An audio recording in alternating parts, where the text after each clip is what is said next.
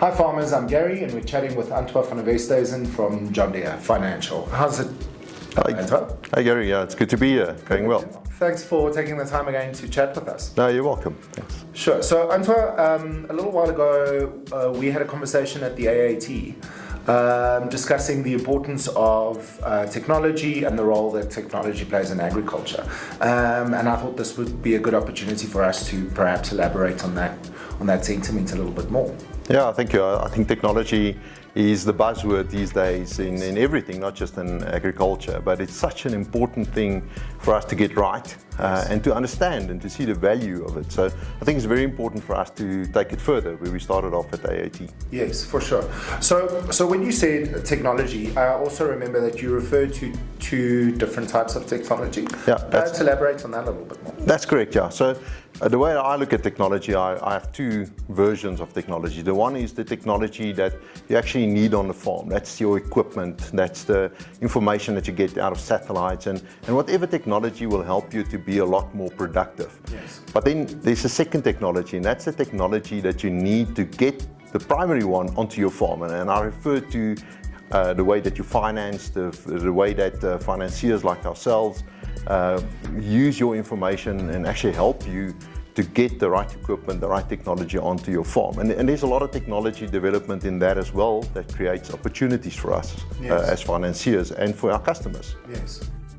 So then, referring to technology available to the farmers and in financing, what kind of technology do you as John Deere Financial use to better decide on the services and the products to your clients? Yeah, that's a very important question. So that answer starts actually with the equipment and with the record keeping of the farmers. Yes. So if you look at what you need to be able to do proper financing for a farmer, you need information, you need financial information, you need production information. And these days you can get all of that information out of your equipment. You can get it out of the financial accounting software that you use. Okay. So what we say is if you have proper systems and proper technology in place to keep records and to build up a history, so we actually want a picture of what the farm looks like and how is it performing. The technology that we employ then is to take whatever the farmer can give us electronically and then to convert that quickly into call it a financier view of what a business would look like. Yes. So I think that's the first one. So the first one is we need to get that information in and convert it as quickly as possible. And when you say information, you're referring to obviously to not just the financial information, but the production information. Exactly. Yeah. So any information that we can get is helpful. So financial is very important for us, but also remember we are here talking about financing in the future. So historical information is important because it tells us how it went, but we also want to see what it looks like in the future. How do you think your business is going to look like in the future? Yes. And there's a lot of software available that help farmers to do those forecasting. The software that we use then take all of that information and we call it spreads it. So it goes and it takes out some key ratios for us. It gives us a picture of what that business is going to look like. Okay. And it does it quite quickly. So, and that's an important thing because we want a quick answer. Yeah. So we need that technology to be able to give us a quick answer. Then on top of that, the second thing that you need is if you have a yes and you start looking at what's the financial situation looks fine, you also want to look at what's the security that's available. Yes. And I think that's where the excitement for me comes in. Okay. So traditionally we looked at what's the size of your land, how much do you owe, and just what the balance sheet strength is. Yes. I think these days with technology, we're starting more to look at a proactive risk management. That's what we call it. So we start. Can you explain that to me? Yeah. So what we do is, with the information that comes out of our machines these days, you can actually see when a farmer is busy cultivating. Okay. You can see what he's doing. Is he cultivating? Is he planting? Is he harvesting? With permission from the farmers, obviously, we can even see what the yields are on the farm. Yeah. So we can proactively make sure that the practices that should happen at the right time. And if a farmer calls us, for instance, and say, hey, the crop is late, we haven't started harvesting yet, I mean, that's easy to verify. Yeah. So instead of being reactive, we can actually now work with the farmer to say, we see what's happening on your farm, we know there's going to be a delay, can we proactively start looking at different kind of financing or whatever is needed. So it gives us an eye on the farm. And obviously all of that happens with permission. We're not allowed to do that, and we don't do it without permission. But it just makes financing so different from what we saw 10, 15 years ago, where we had no idea what's happening on a farm. You were totally reliant for the crop to be finished harvesting before you actually know what's going on the farm. I think that's very important. I think the second thing on that is how do we use it to finance people that normally would not get financing? And specifically referring to our smaller farmers. And we're now starting to see frugal, cheaper technologies coming in, being fitted on machines to make them smart machines as well. Normally the smaller horsepower machines did not have all the technology available. Now we start seeing more and more of that come in. So when you start talking about farmers that farm on communal land, for instance, it becomes difficult because there's no title. It's difficult to ensure that farmer will be there for a long term. With the technology we have now and being able to monitor and to actually farm with him, we can actually now look at financing in a different way and say, well, because of proactive risk management, we can now finance somebody that normally would not have had access to finance. And it's that collaborative kind of shared service providing that not only helps them improve, but it helps them future finance. Is that for what you're sure? saying? Absolutely.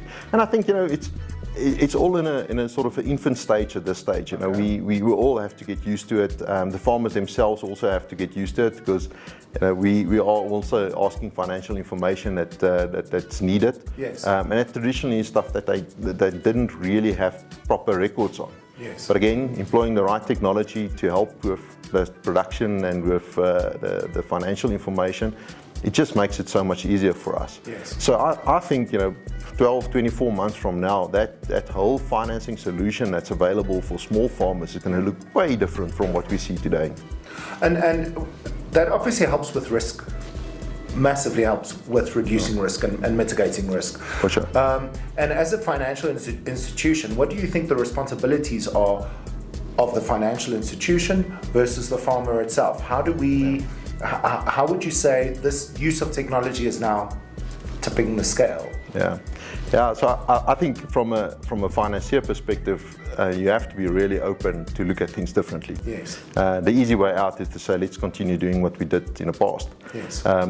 I don't think that's going to be sustainable in the future. Financial institutions should change, and they should take a responsibility to say, hey, but we are going to look at technology different from what we have in the past. And we are seeing that happening. We are seeing that institutions are partnering with tech companies now that does crop monitoring, for instance. Stuff that we didn't think about 15 years ago. So I think the responsibility for them is to also change and to also adopt technology and to recognize the importance of technology for farmers and how we can use that to manage risk differently. So, I mean, obviously the use of technology is now making our lives easier, like you said. But of course there are a lot of economic challenges, export challenges that we're currently facing. What do you think technology can do to help kind of curb or mitigate those risks? It's a very interesting question. I think we need to acknowledge all of this is not easy. We talk about technology and you snap your fingers and everything's on your farm. That doesn't happen. A lot of it's very expensive. If you think about bringing the right equipment in that's right, it's got the right technology in it, it's quite expensive to do that. I also see that changing over time where technology gets cheaper as more and more adoption takes place. So I think in time that's going to look differently. But I think if we think about a typical farm in South Africa now, and you think about who's the competition for that farmer, traditionally it was your neighbor, it was the guy down the street, and so on. Only now it's serving that one market. Exactly. Now it's the world. So a fruit producer in South Africa needs to know what's happening in Spain, what's happening in Brazil.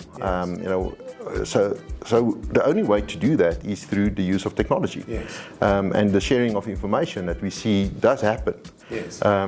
So today, when a farmer wakes up, the first thing he actually needs to do is he needs to go and check what's happening in the markets. He needs to log on to the internet, needs to go and check what's happening with prices in Spain, because we're packing today for export to whatever country it might be.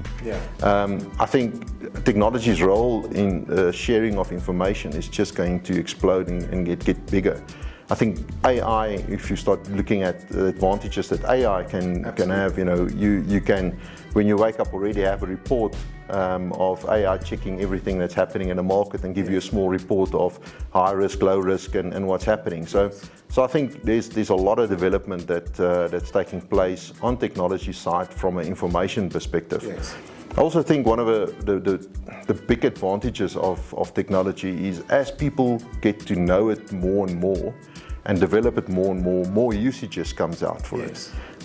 We today don't know all the advantages that we can have out of some of the equipment even that we might have. We design stuff for a certain purpose, and technology gets applied into a certain way. But who knows? A year or two from now, we can figure out something different.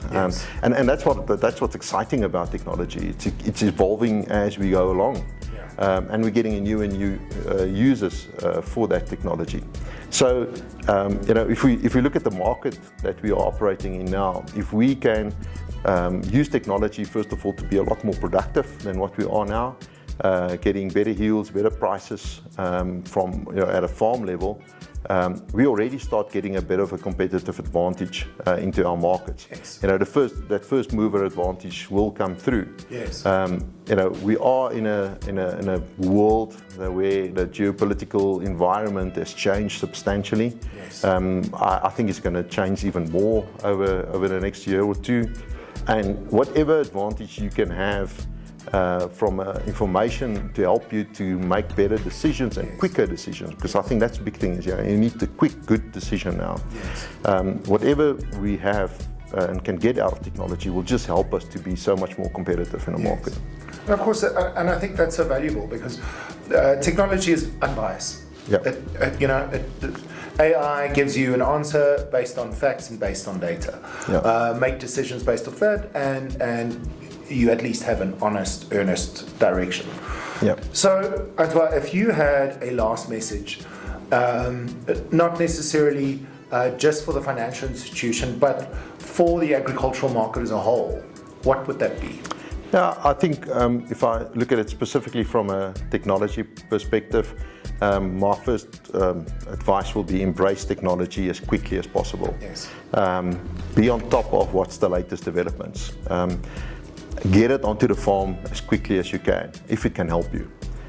The second piece of advice is don't just use technology because it's technology. A lot of people really, they want the latest and the best, and that's fine. And they don't understand what it can do. That's a big thing. You need to understand. You need to know what's the advantage that's going to have for you. There's a lot of technology out there that's not going to help you now. But be aware of it so that when you do get the privilege or the information that you know how it's going to help you, that you are ready to move on it. Don't be scared of it. Technology is not here to replace us. We will always need people to think about the information that technology gives us. And I think lastly, from our point of view, work with us to help the financial institutions use technology so that you get the benefit out of it. Challenge the financial, not just the financial institutions, but all the suppliers, all the people in the supply chain that work with farmers. Challenge each other so that we come up with new ways to do things better. We are in a very fortunate position in South Africa that we've got great farmers. We are probably some of the leading farmers in the world because we have a total free market here. And you have to be on top of it to stay in the game. Support each other. We all fight for the same result. We want to be successful as an industry. So let's support each other, let's use technology, and let's talk to our suppliers in our supply chain so that we all can work towards the same goal. Oh, that's great. Well, Antois, thank you so much for taking the time to chat with us. We really appreciate it, and we appreciate your input. Thank you very much. Thank you. And then farmers, until next time, goodbye.